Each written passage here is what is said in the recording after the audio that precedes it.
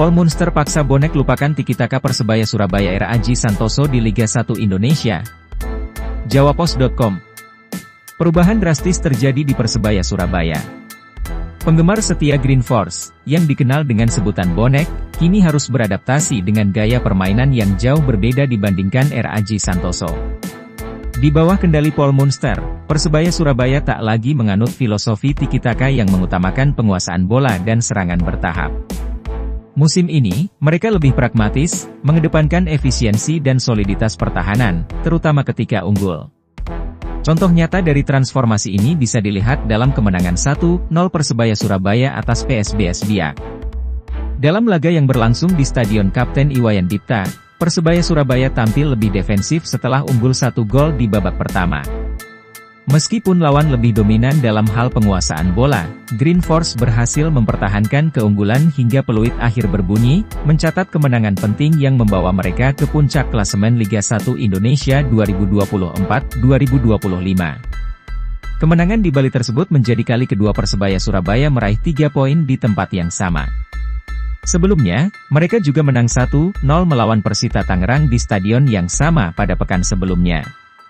Dengan 2 kemenangan tersebut, Persebaya Surabaya kini berada di puncak klasemen dengan koleksi 16 poin dari 6 pertandingan, sebuah pencapaian yang patut diacungi jempol meski gaya permainan yang diterapkan Paul Munster tak sepenuhnya memuaskan selera para pendukung. Paul Munster, pelatih asal Irlandia Utara, tampaknya tak peduli dengan kritik yang mungkin datang terkait perubahan gaya permainan timnya. Baginya, hasil adalah segalanya. Alih-alih mengejar penguasaan bola seperti yang dilakukan di era tiki-taka, Munster lebih fokus pada bagaimana timnya bisa mencetak gol cepat dan bertahan dengan rapat setelah unggul. Hal ini terlihat jelas ketika Persebaya Surabaya hanya mencatatkan 37% penguasaan bola saat melawan PSBS Biak, sedangkan lawan mereka mendominasi dengan 63%. Namun, statistik penguasaan bola tak berarti apa-apa ketika skor akhir menunjukkan kemenangan untuk Green Force. Pada pertandingan tersebut, Persebaya Surabaya memanfaatkan momen lewat serangan balik untuk mencetak gol. Flavio Silva menjadi pahlawan dengan sundulan akuratnya pada menit ke-16, memanfaatkan sepak pojok dari Francisco Rivera. Setelah gol itu, PSBS Biak langsung meningkatkan intensitas serangan, namun pertahanan Persebaya Surabaya yang dipimpin oleh Slavko Damjanovic dan Kadek Raditya berhasil menahan gempuran demi gempuran yang datang. Andika Ramadhani, kiper muda yang tampil gemilang sepanjang musim, kembali menunjukkan kualitasnya dengan beberapa penyelamatan krusial. Salah satu momen paling menegangkan adalah ketika dia menggagalkan peluang emas Argana Rasparadi pada menit ke-50. Dengan refleks cepat, Andika berhasil menahan tendangan keras dari jarak dekat, mempertahankan keunggulan Persebaya Surabaya. Bukan hanya solid di pertahanan, Munster juga memperlihatkan kemampuannya dalam mengatur strategi selama pertandingan. Memasukkan Rizwan Lauhin untuk menggantikan Mikael Tata di lini belakang serta Kasim Botan menggantikan Malik Rizaldi, Munster menambah kekuatan bertahan timnya. Perubahan ini semakin memperkuat pertahanan Persebaya Surabaya yang sudah rapat, membuat PSBS Biak semakin kesulitan mencetak gol. Di era Aji Santoso, Persebaya Surabaya dikenal dengan permainan tiki-taka yang menawan.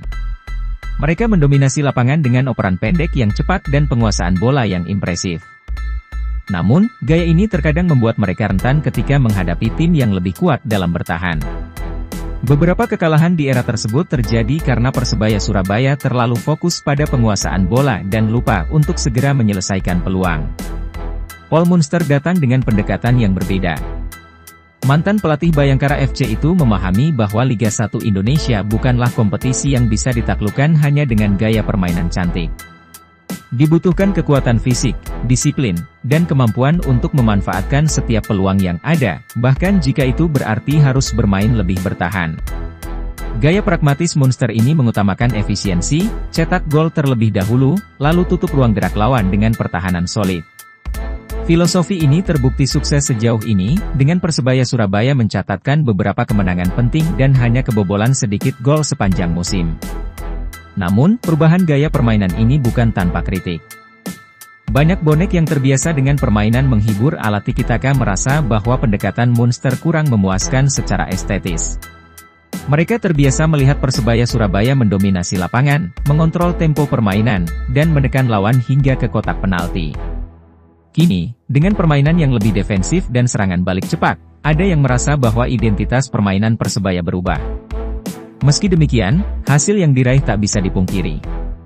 Dengan kemenangan atas PSBS Biak, Persebaya Surabaya kini duduk nyaman di puncak klasemen sementara.